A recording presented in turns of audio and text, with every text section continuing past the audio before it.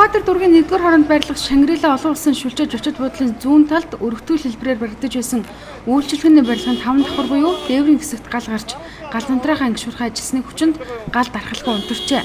Үйлчилгээний зориулттай барилга дээр 5 давхар буюу дотор нь гал гарсан гэдэг дуудлага өнөөдөр 11 цаг 56 минутанд мэдээлэл шуурхай удирдлагын төвд ирсэн байна. За дуудлагын дагуу нийслэлийн онцгой байдлын газрын Чингэлтэй дүүргийн 10 дугаар ангийн 30 албаа агч ирж ажиллаж 10-аас 15 минутын дотор бол дотор гарсан галыг унтрааж дотор ажиллаж байсан хүмүүсийг бол бас гаргаж амьсыг нь аварсан гэдэг ийм мэдээлэл байна. За одоо бол яг гал бүрэн унтарсан.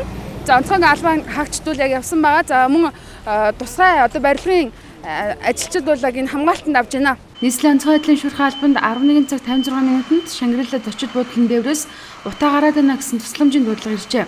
Дуудлагын дагуу 12 цаг 2 минутанд Чингэлтэй дүүргийн Галантрах 10 дугаар ангийн 4 машин 30 аврагчид газар дээр нь очиж шуурхай ажилласнаар 10-аас 15 минутын дараа галыг бүр унтраасан байна.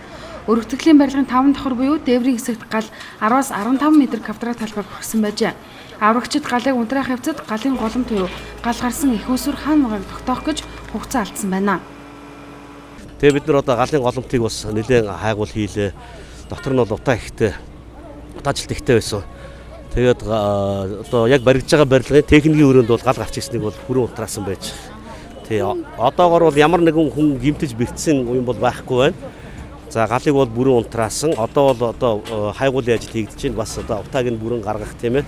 Бүрэн гүйцэд унтраах ийм арга хэмжээнүүд бол явагдаж байна. Одоогоор гал юунаас босныг тогтоогоогүй байна. Гал гарсан өрөөний буланд их хэмжээний эд зүйлс өрөөтэй байсан учраас цаг алдвал гал өргөн хүрээнд тархах аюултай байсныг Эрдэнэтбаатар дарга хэллээ.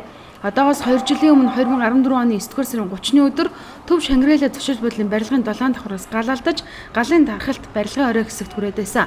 Аврагчид тухайн галыг бүрэн унтраах гэж 2 цаг орчим хугацааг зарцуулсан байдаг. Гэвч одоо хүртэл тухайн үед гарсан галын хохирлын хэмжээ тогтоогоогүй байгааг нь энэ хүүргийг цагдаагийн шалгаж байгаа ажээ. За өмнөх галын шалтгаан хохирлыг тогтоогоогүй байхад ийхүү дахиад тус зочид буудлын холбоотой галын эрэг нэгээр нэмэгдэж байна.